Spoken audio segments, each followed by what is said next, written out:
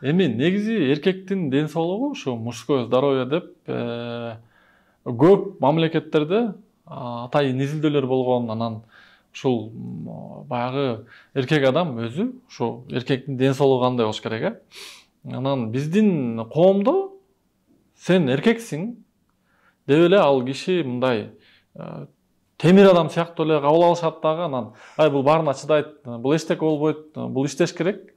Анан бул акча табыш керек, бул үй бүлөнү багыш керек. Анан бул баягы ошол мындай үйдүн бурчунда отурат деген сыяктуу эле бир мамиле кылышат да эркектергечи. Жок, андай эмес. Эркектер дагы абдан, эркектер аялдарга караганда абдан мындай баягы организм салыштырсак слабыйраак болот. Андан сырткары стресстерге абдан мындай көп чалдыга турган ушу мындай эркектер да. Анан ушул эркектер өзүнүн дагы мындай ооруларды алдын алыш керек. Биринчи кезекте ушул мужское здоровье деген эмне? Бул ошол эркектин ден соолугу чың болуш үчүн ар дайым туура тамактаныш керек.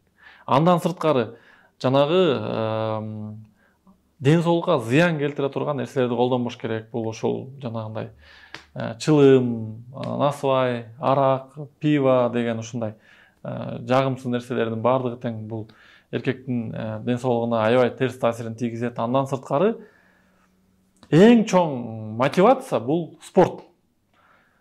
Спорт менен ар дайым машыкса эркектин ден соолугу чың болот да. Анан туура тамактануу. Туура тамактануу, андан сырткары ушул тайм менеджмент, өзүнүн убактын туура колдонуу, анан үй бүлөгө туура мамиле кылуу, анан жанагы ашыкча салмак. Ашыкча салмак дагы ушул абдан ошонун терс таасирин тийгизет. Ошонун баардыгы тең идеалдуу болсо, бул эркектин ден соолугу чың, жана ошол эркектин ден соолугунун образы ушунда да.